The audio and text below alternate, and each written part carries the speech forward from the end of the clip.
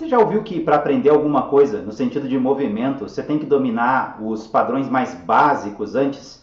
Tipo, quando você vai aprender um movimento e você tem que pegar aquela habilidade e quebrar ela em várias partes pequenas, e aí depois você junta tudo?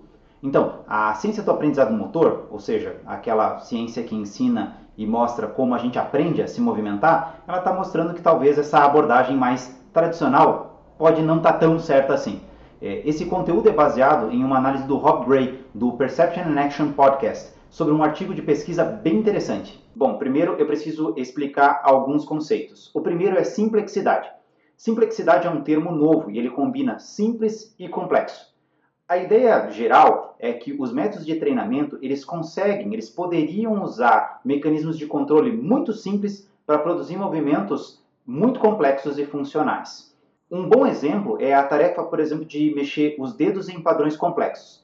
Tenta fazer o seguinte, move um dedo em círculo e o outro dedo você tenta fazer um quadrado, só que ao mesmo tempo.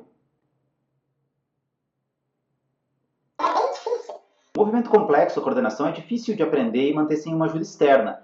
O que os pesquisadores fizeram foi adicionar uma restrição informacional bem simples, um metrônomo.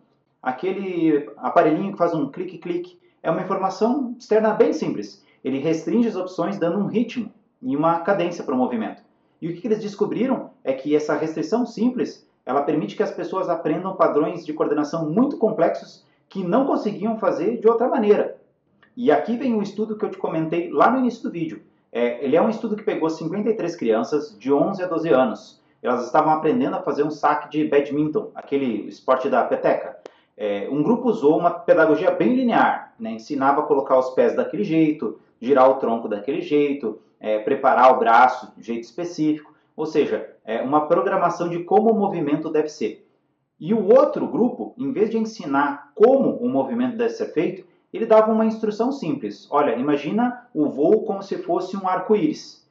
E aí eles mudavam o tamanho do alvo, eles mudavam a distância do alvo, eles mudavam o tamanho das raquetes, ou seja, eles criavam várias situações diferentes para a criança para que ela encontrasse meio que a própria técnica dela. E aí depois de 4 semanas de treinamento, os resultados já estavam bem claros. A capacidade de acertar o alvo, né, os dois grupos tiveram o mesmo resultado.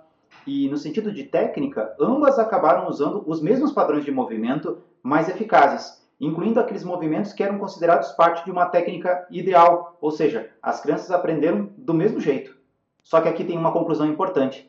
Para um iniciante, você não precisa prescrever uma técnica rígida em particular para que ele tenha um bom desempenho durante o treinamento e depois. E embora o desempenho inicial seja mais ou menos o mesmo, a expectativa apoiada pelas pesquisas é que a abordagem não linear ela gera uma vantagem muito clara quando o ambiente se torna mais complexo. Tipo quando você vai sacar contra um adversário de verdade que está se movendo em quadra. O aluno que explorou e se adaptou, ele vai ter maior flexibilidade para lidar com situações do jogo que não foram necessariamente ensinadas.